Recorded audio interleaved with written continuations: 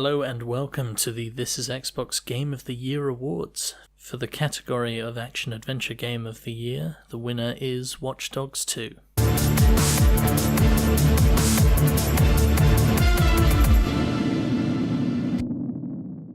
Yeah, definitely most deserving in my mind. I don't know how you feel about it, Dave, but certainly from my perspective, the change from what the first Watch Dogs to the sequel is just nothing short of phenomenal.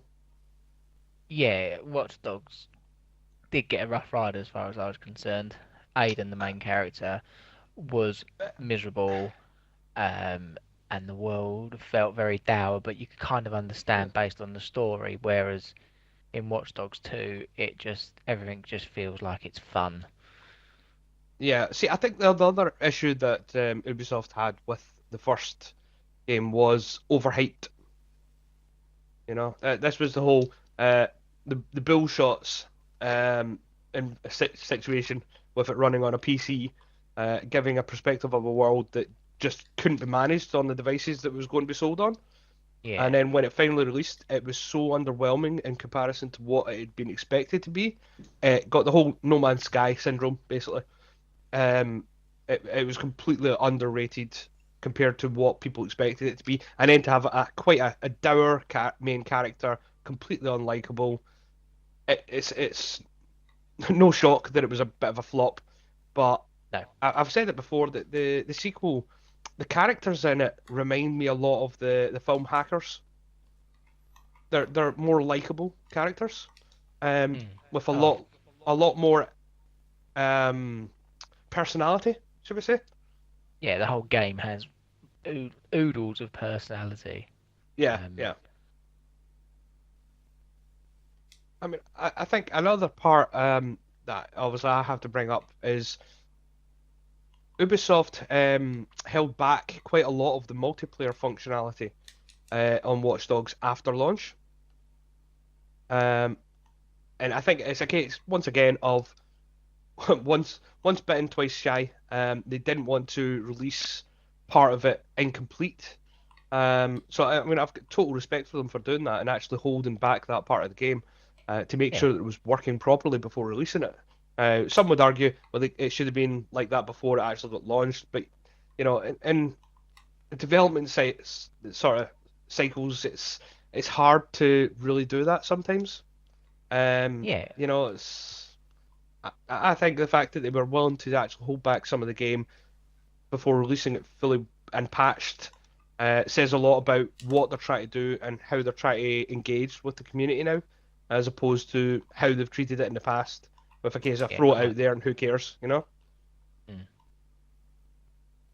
Yeah, no, it's the small amount of the multiplayer that Rich and I have played, we've had great fun on the co-op, and Hmm. I always like the randoms trying to hack you and having that sort of mini game Oh, of trying to hunt them down. It's great fun. So it is frustrating a when you lot of can't fun, yeah. find them, but absolutely joyous when you can.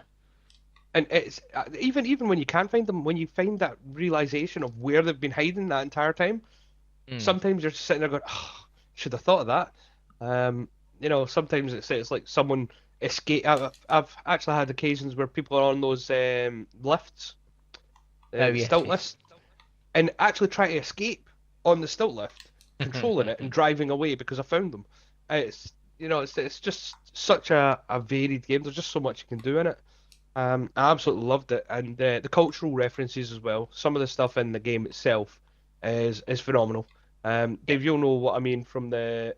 I mean, most people will know about this mission anyway because it was kind of put all over the web. But it's the one involving a certain pharmaceutical owner. Yes, yes. So Yeah, a nice very. little rip on that. Bit tongue in cheek. Yep. But there's several other cultural icons that are touched upon as well. Certainly, if you're a 70s, 80s child like me, uh, you've got certain things that are highlighted and spoken about that with the same reference that I hold some of these, you know, I think of the right word for it. The same reverence that I hold some of these properties, like Mm. Johnny Five from Short Circuit, that sort of thing. Yeah, definitely. You know, on top of that, that you've got the sort of vary in the missions again as well. But Mm. it just feels yeah, more interesting. Even though you're sort of doing the same thing, it's always feels a little bit different. Um, Yeah. Um, it's like that hacking minigame where you've got to basically set out the path for the electrical grid, and it yeah, becomes more and more devious the further you get into the game, yeah, to the point where you're creating multiple paths, and it's very confusing to get to the right positions to ensure that you're getting the electricity to the right places, and then you're on a timer as well, and it's got enough variation on each iterative attempt that it keeps it fresh. I never once was bored with any of the mini games or the side missions that I took part in. no, you know, even just being able to use the drones and the tech, it's just yeah, it all just feels very, very cool. Yeah. As I noted in my review, I just didn't get Watch Dogs 2 at all. All the initial stuff that they released, didn't like the look of it, didn't like the sound of it, didn't really connect with the main character, Hmm. and I just it just lost me entirely. Obviously, I took the review, and I don't know if it's because I had that it went down so well with me. Um, but it was just thrilling, absolutely thrilling. You know, it didn't feel like it tried too hard with the characters, and that certainly riffs off of what you were saying with the cultural references. They felt Mm. like a real bunch, you know, discussing things that I discussed in my group of friends.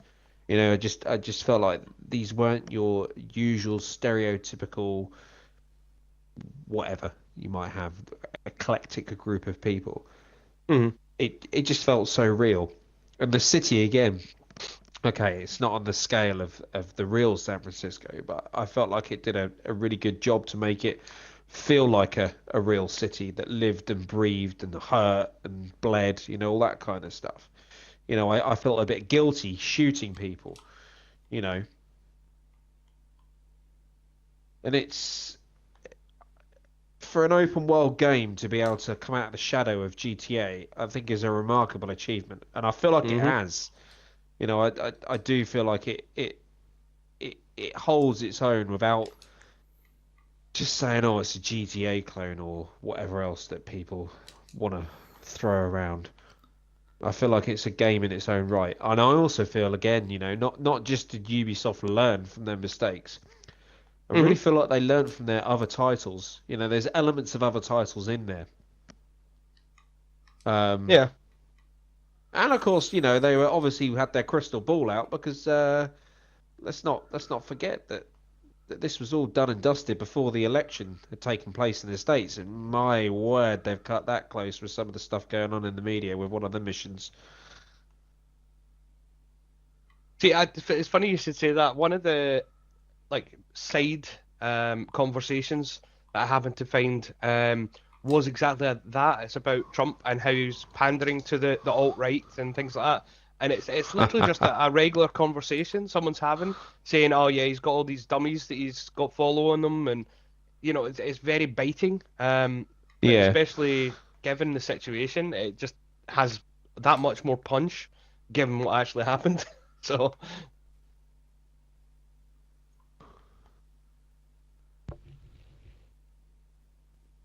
Yeah, very, very much deserving of its award from the team. Mm, definitely.